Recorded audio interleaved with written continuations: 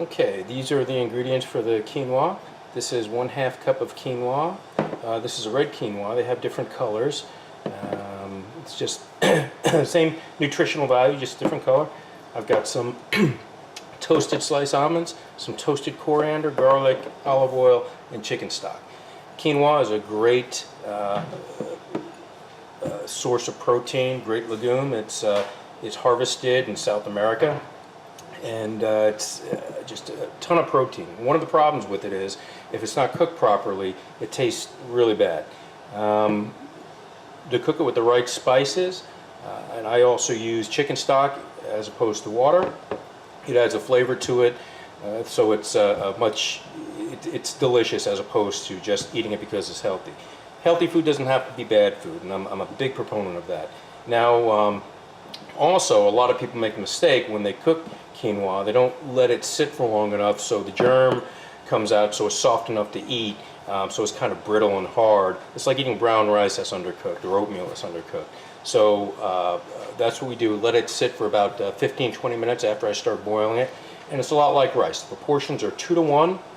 So this is a 1/2 cup of quinoa, which is plenty for 2 people. In fact, there's going to be leftovers of this after we're done. And I've got 1 cup of chicken stock. So I'm going to show you how I do it. What I do is a little bit saute a little bit of garlic. I will grind the coriander, and once I put the garlic in, then the liquid, then the quinoa, and then the rest of the herbs and spices, and let it cook for a while. Now this is something, when it comes to spices that I use, I always like to use whole spices, because when you grind them, it lets some of the oils out and some of the flavors out, so it doesn't taste, well, so it has a taste.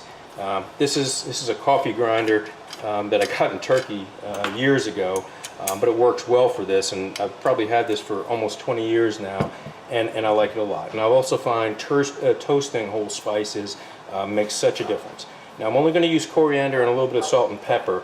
I don't want to overwhelm the flavor with anything like cumin or something a little bit more aggressive in flavor. So I'm going to do that and show you how that's done.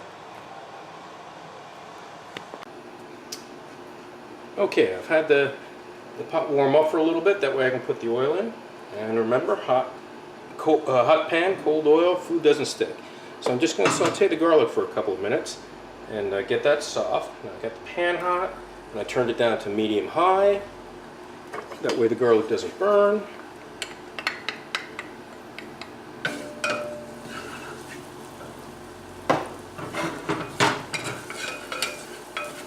And start sauteing the garlic.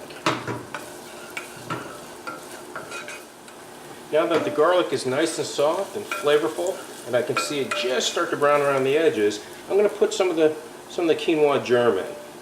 The reason for this, let's stir this around, the reason for this, as I cook the outside of the germ, it actually softens it up a little bit, so when I incorporate the liquid, it's going to absorb the liquid a little bit more completely and a little faster too, which is going to make cooking it with the rest of the chicken stock a lot better.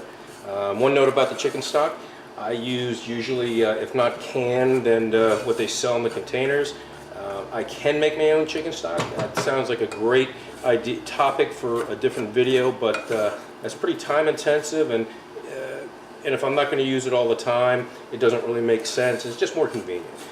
Besides, a personal reason is I've got a really small refrigerator right here at the house that I live in, so I don't really have a whole lot of room to store unneeded items like that. So anyway, so I've got the germ cooking. That's about done, so I'm going to add the chicken stock in there now. Now I know I said in the intro section that I'd boil this first and then add the quinoa, but I like to do it this way. I do the same thing with rice and any type of grain. And correction on my last, it doesn't have a ton of protein. It's just for grains, it has more protein than the average grain. It's about 6 grams per quarter cup. It's a good healthy alternative. So cooking, and let this come to a quick boil. Okay, now that the quinoa has come to a boil, I'm going to add the spices to it.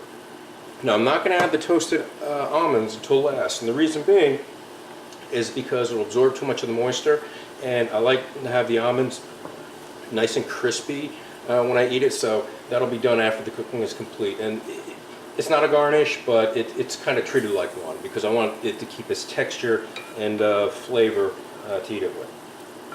So what I'm going to do is I'm going to put this on low and then cover it and let it simmer for a little bit, and when it's done cooking I'll show you what it's supposed to look like, and we'll get ready to serve and eat dinner. Okay, the sauce is just about done, or the quinoa is just about done cooking, and here we go. Really a nice texture and consistency, and I'll show you under the lights so you can get a better view. Okay, here we are.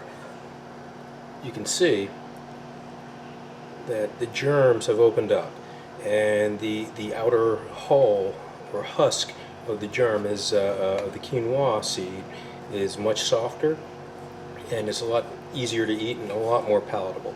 So what I'm going to do is add a little some of those sliced almonds I add to it and get on with dinner. Thanks for watching.